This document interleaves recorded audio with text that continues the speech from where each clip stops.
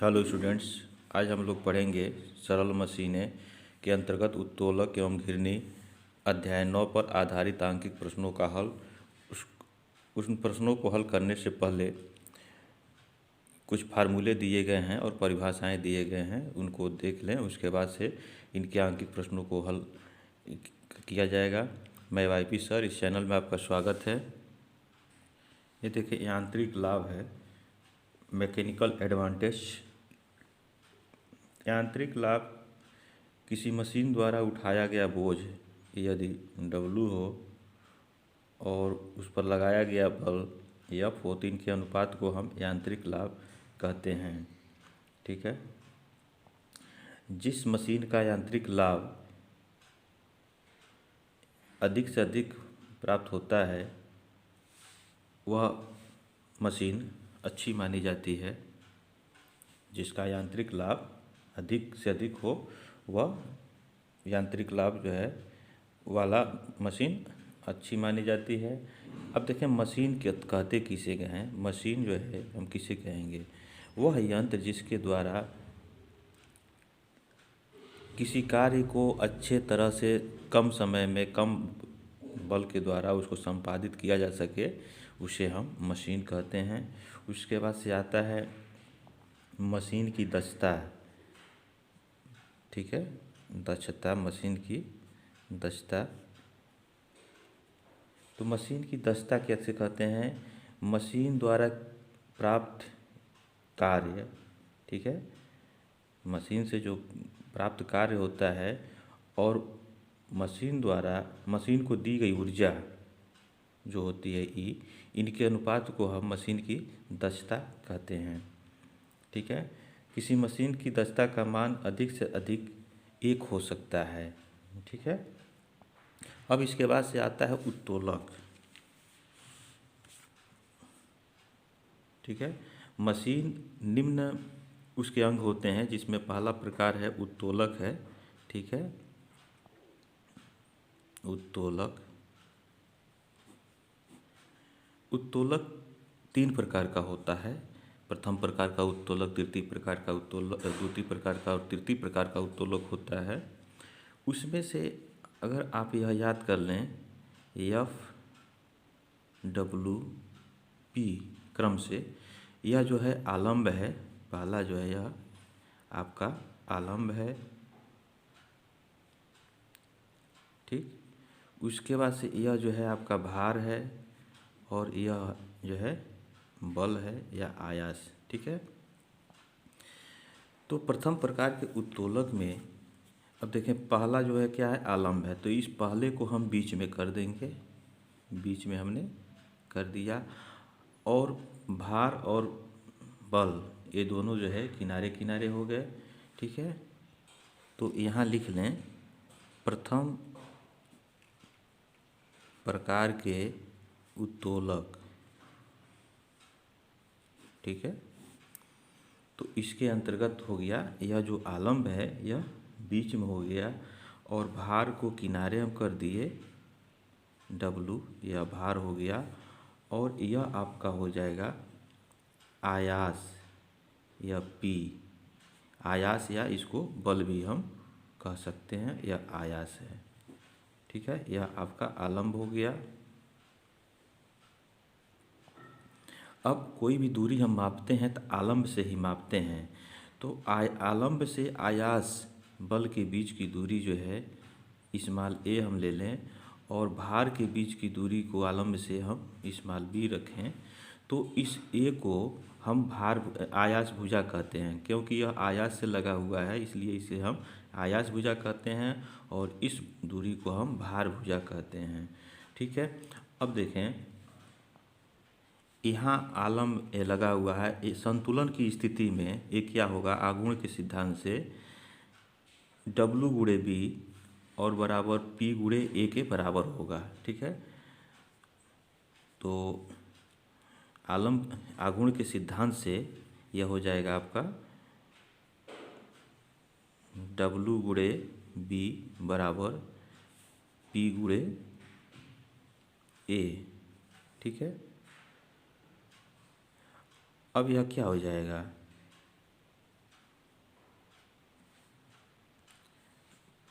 W बट्टे P बराबर ए बट्टे बी हो जाएगा। यह क्या हो गया, यह यांत्रिक लाभ हो गया, ठीक है, ए बट्टे बी के बराबर हो जाएगा। तो प्रथम प्रकार के उत्तोलक का उदाहरण क्या हो जाएगा, कैंची हो जाएगा, ठीक है। किसी लकड़ी के गुटके को किसी बलही के द्वारा जो है उठाते हैं या बाँस के द्वारा, तो वह भी उसका उदाहरण हो जाएगा। कैंची बीच में नट होता है, वो आलम्ब का काम करता है, जहाँ से हम अंगूठा लगा कर काटते हैं, वहाँ जो है आयास होता है, और बीच में कपड़ा रखते हैं या गुटका रखते हैं, काटते हैं, तो वहाँ भार हो जाता है। तो प्रथम प्रकार के उत्तोलक का उदाहरण कैंची हो सकता है, ठीक है। तो यह जो है इसका हो गया।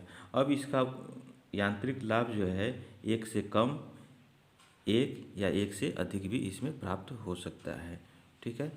उसके बाद से आता है द्वितीय प्रकार का उत्तोलक। तो ये तो प्रथम प्रकार का हो गया। द्वितीय प्रकार के उत्तोलक में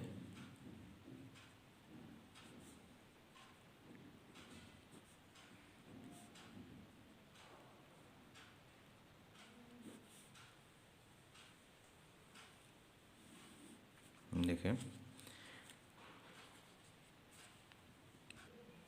इसमें द्वितीय प्रकार के उत्तोलक में हम क्या करें, इसमें देखें FWP दिया हुआ है, तो पहले नंबर पे हमने F को बीच में कर लिया। द्वितीय प्रकार के उत्तोलक में W को, भार को हम बीच में रखें। तो यहाँ फिगर बनावें, यहाँ हमने भार को बीच में, कहीं मध्य में बिल्कुल नहीं रखना है, कहीं भी बीच में हम रख सकते हैं। W यह हो गया भार। अब उसके बाद से एक किनारे जो है आलम्ब हो गया, ठीक है, और यहाँ जो है यह P हो जाएगा, ठीक है, आयास। तो आलम्ब से कोई भी दूरी नापेंगे तो आलम्ब से ही नापेंगे। तो आयास से, यह आपका आयास है या बल है, तो आयास से आलम्ब के बीच की दूरी स्मॉल a, और आलम्ब से भार के बीच की दूरी को b। तो आघूर्ण के सिद्धांत से क्या हो जाएगा, P गुणे A बराबर W गुणे B। तो यहाँ भी आ जाएगा यांत्रिक लाभ जो है W बट्टे P बराबर A बट्टे B, ठीक है, संतुलन की स्थिति में। तो यहाँ यांत्रिक लाभ जो है एक से अधिक होता है, ठीक है। तो इस श्रेणी के उत्तोलक में यांत्रिक लाभ एक से अधिक मिलता है। तो इसका उदाहरण क्या हो जाएगा, आलम्ब जो है किनारे हो और बल जो है हम किनारे लगा रहे हैं, बीच में भार रख रहे हैं, तो इसका उदाहरण जो है नींबू निचोड़ने वाला मशीन हो जाएगा, ठीक है, इस तरह का हो जाएगा। और भी अन्य उदाहरण हो सकते हैं, ठीक है। तो अब इसके बाद से आते हैं तृतीय प्रकार के उत्तोलक पे। तृतीय प्रकार के उत्तोलक, ठीक है। तृतीय प्रकार के उत्तोलक के लिए देखें, हमने बताया था आपको कि FWP, आप इसको याद कर लें। तो पहले प्रकार में F को बीच में रख दें, दूसरे प्रकार में W को रख दें, तीसरे प्रकार में P को, आयास यानी बल को बीच में रखा जाएगा, ठीक है। तो देखें, आप फिगर बना लें, यह हो जाएगा आपका, बीच में हमने जो है P को रख लिया, ठीक है, आयास या बल, इसको हम आयास या बल भी कह सकते हैं, ठीक है। अब उसके बाद से P को हमने, बल को बीच में रख लिया, बचा क्या, आलम्ब बचा और भार बचा। तो यहाँ जो है हमने आलम्ब को लिख लिया,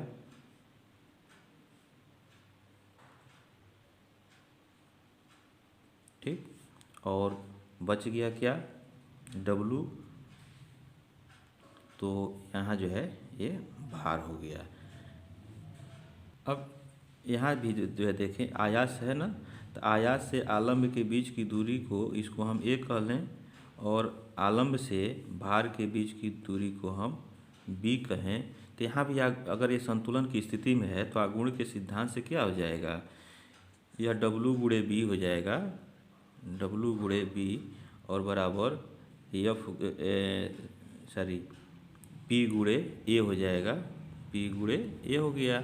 तो यहाँ से जो है डब्लू बट्टे पी बराबर ए बट्टे बी हो गया। तो यह यांत्रिक लाभ जो है इस तरह से निकल गया। तो इसमें आघूर्ण के संतुलन की स्थिति में आघूर्ण का सिद्धांत लगा देंगे, ठीक है। तो यह हो गया आपका तृतीय प्रकार का उत्तोलक। अब इसमें यांत्रिक लाभ का मान जो है 1 से सदैव कम होता है और इसका उदाहरण जो है चिमटा हो सकता है, ठीक है। चिमटा किनारे आलंब होता है और बीच में हम बल लगाते हैं और एक किनारे से भार को उठाते हैं, तो चिमटा हो जाएगा। अन्य उदाहरण भी इसके हो सकते हैं, ठीक है। तो अब इसके बाद से हम लोग चलें इसके आंकिक प्रश्नों को हल करने, ठीक है। और आंकिक प्रश्नों को हल करने से पहले आप इस वीडियो को लाइक कर लें और इसको अधिक से अधिक शेयर करें, ठीक है। और इसके पहले जो आपको पढ़ा दिया गया है चैप्टर, उसके प्लेलिस्ट का लिंक आपको डिस्क्रिप्शन बॉक्स में मिल जाएगा, तो आप वहां से पढ़ सकते हैं। और जो छात्र इस चैनल पे नए हैं, इस चैनल को सब्सक्राइब कर लें और बेल आइकन घंटी को प्रेस कर लें। तो देखें आंकिक प्रश्नों का हल। तो देखें ये पहला दिया हुआ है, एक हल्की छड़ 3 मीटर लंबी है, छड़ एक आलंब पर टिकी है। छड़ के बाएं सिरे पर 3 किलोग्राम का, बाएं सिरे से 1 मीटर भीतर की ओर 2 किलोग्राम का तथा छड़ के दाएं सिरे पर 8 किलोग्राम के पिंड लटके हैं। यदि छड़ क्षैतिज दिशा में संतुलन की स्थिति में हो तो आलंब की स्थिति ज्ञात कीजिए। तो देखें इसका हल। तो एक इसका फिगर बनाया जाए, देखें। कह रहा है कि 3 मीटर लंबी छड़ है, तो 3 मीटर जो है हम इसका एक लंबा छड़ रेखा खींच लेंगे, ठीक है। उसके बाद से क्या कह रहा है कि छड़ के बाएं सिरे पर 3 केजी का, ठीक है।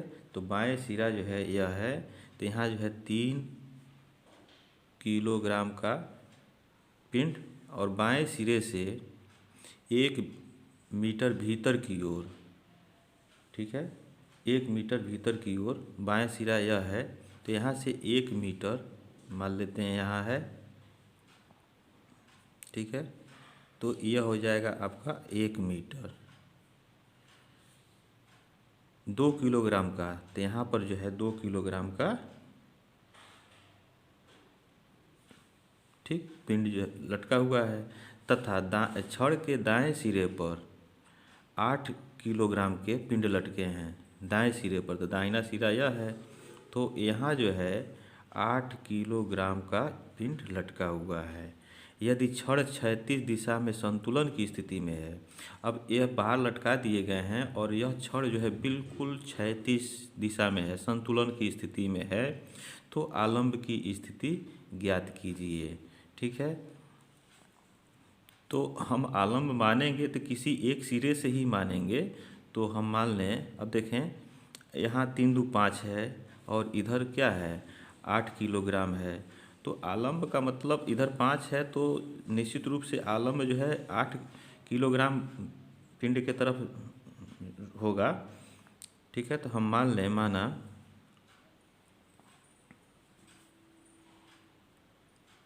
आलंब की स्थिति 8 किलोग्राम भार से x मीटर भीतर की ओर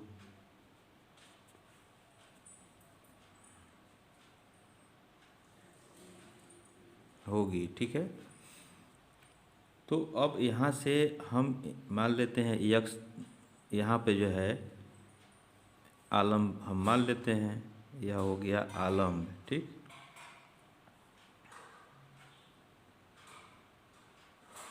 और यहाँ से ये दूरी जो है आपका x हो गया।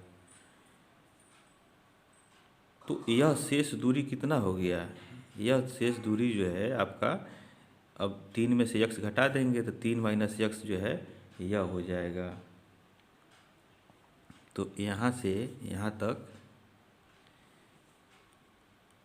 यहाँ से यहाँ तक 3 माइनस x मीटर दूर हो जाएगा। ठीक, कोई भी दूरी हम नापेंगे तो आलम्ब से नापेंगे, तो इस भार का आलम्ब से x हो गया, इस भार का आलम्ब से 3 माइनस x हो जाएगा। अब 2 किलोग्राम का भी चाहिए आलम्ब से, तो यहाँ से कितना हो जाएगा। अब 2 किलोग्राम का आलम्ब से दूरी जो है, देखें यहाँ से यहाँ तक जो है 3 माइनस x है और यह 1 मीटर है, तो इसमें से यह घटा देंगे तो यह निकल जाएगा। तो यहाँ से आपका यह 3 में से इसको घटाएंगे तो 2 माइनस x हो जाएगा यह यहाँ तक।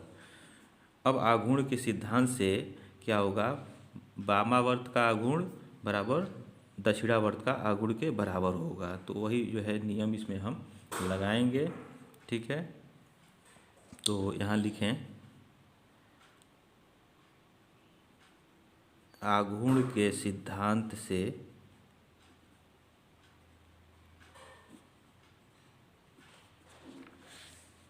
ये क्या हो जाएगा, 3 गुणे आघूर्ण के सिद्धांत से आलम्ब से दूरी अगुणे बल होता है ना, तो यह हो जाएगा 3 गुणे 3 ऋण x प्लस यहाँ लिख लें वामावर्त का आघूर्ण बराबर दक्षिणावर्त आघूर्ण, यह सिद्धांत होता है। तो उसी के अनुसार इसको लिखा जाए तो अब 2 किलोग्राम का लिखें तो 2 गुणे आलम्ब से दूरी जो है 2 माइनस x है। ठीक है, तो इसका भी हो गया। अब दक्षिणावर्त आघूर्ण लिखना है तो 8 गुणे x हो जाएगा। ठीक है, अब देखें यह गुणा कर दें तो 3 3 9 माइनस 3x धन 2 दूना 4 और ऋण 2x बराबर 8x। तो 9 4 13 हो जाएगा और 3 2 5x बराबर 8x। तो 8x धन 5x और इधर हो गया 13, तो 8 5 13x और इधर हो जाएगा 13। तो इसलिए x बराबर हो जाएगा 13/13। तो यह हो गया आपका 1 मीटर। ठीक है, तो यहाँ लिख लें अतः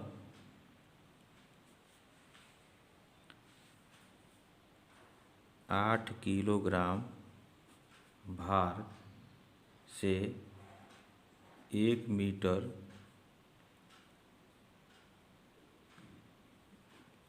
की दूरी पर आलम्ब की स्थिति है। ठीक है, तो यह इसका हल हो गया। अब इस आंकिक प्रश्नों के शेष प्रश्नों को हम लोग अगले वीडियोज में पढ़ेंगे। आपको कोई समस्या हो तो कमेंट बॉक्स में आप कमेंट करें। तब तक के लिए आप इस चैनल पे बने रहें। जय हिंद।